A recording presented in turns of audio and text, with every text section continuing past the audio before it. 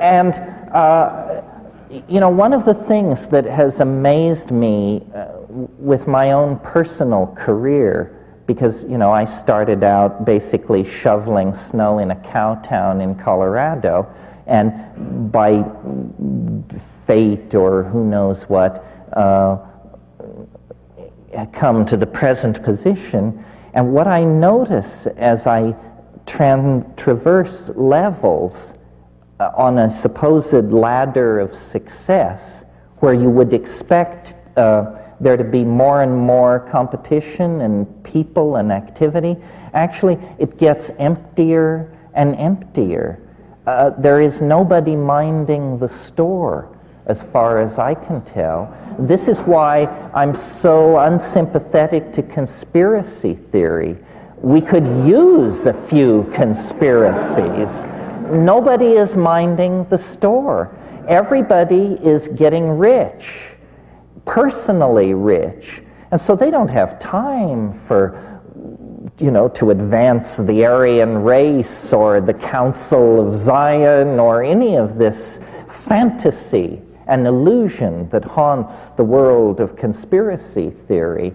Rather, it seems everything is being left pretty much to develop on its own, because people are afraid to grab or touch the levers and buttons in the control room of the historical vehicle.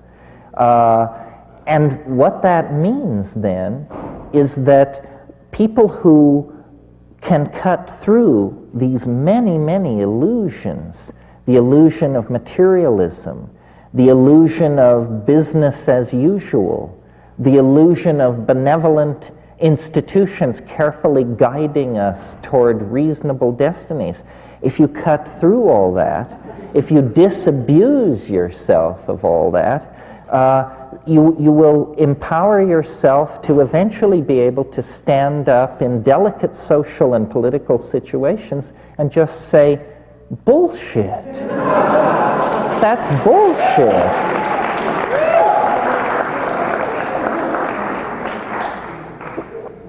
And this is worth considering doing simply because we have an imperiled planet on our hands.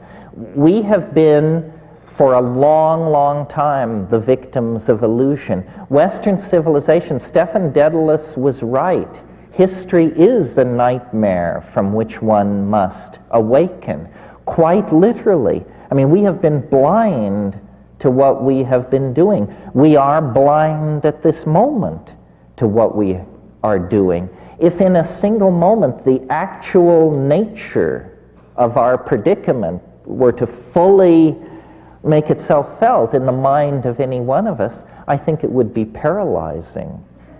It would be horrifying. We have waited till the last moment of the last hour. The house is burning down around us, and we rouse ourselves from the stupor of materialism, the stupor of Christianity and scientism, the stupor of male dominance, sexism, and racism. If we don't rouse ourselves from this stupor, the momentum toward extinction is now practically irreversible. You know, the Grateful Dead like to sing that song, "We need a miracle every day." We certainly do. Because and so then that brings me back to my original point, that the moment that outside the ven of culture lies an unmapped terra incognito, as vast as the New World was to the Old in the 15th century, as vast as outer space appears to us now. The New World outside of culture is a world that can be conquered through vision and language. And, you know, many of you have sat through my recitations of what it's like to smoke DMT. Many of you, I'm sure, are familiar with the medieval woodcut of the guy sticking his head through the cogs and wheels of the cosmic machinery to observe a new world outside. The message here is, and it's more than a message. It's a message if you just come to events like this and then go back to studying cost accounting. It's an experience, if you will, but avail yourselves of these tools. The experience is of the discovery of a new world as real as any world that we know. It's not going to come from Time magazine or the Secretary General of the United Nations or anybody like that. It isn't that the world is tired and played out and that all frontiers have been explored.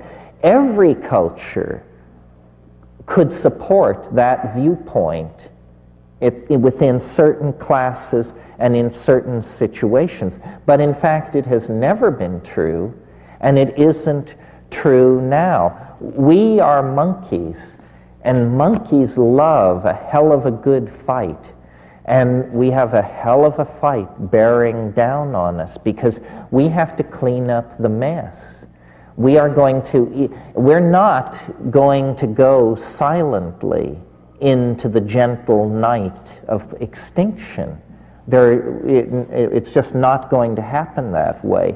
Creativity is going to be unleashed. Struggle is going to be an unavoidable part of trying to steer this battleship away from the cataracts of history in which we are now caught. I believe that there is a tremendous obligation upon the privileged classes of the high-tech industrial democracies, and I dare say that includes everyone in this room, a tremendous obligation to attempt to deconstruct the bomb that we have inherited. I mean, that is literally our situation. The gift from the past, from the 19th century, from the 1940s, from the psychology of Nixon and Johnson and that crowd, is a ticking bomb, except that it's a planet. And it's the greatest challenge to intelligence that intelligence has ever faced. And yet it's precisely the kind of challenge that intelligence should be able to meet, because what it requires is large-scale strategic planning, implementation of visionary responses. It is not incremental. It's sudden, complete, and dramatic. And I really believe that there will only be one chance.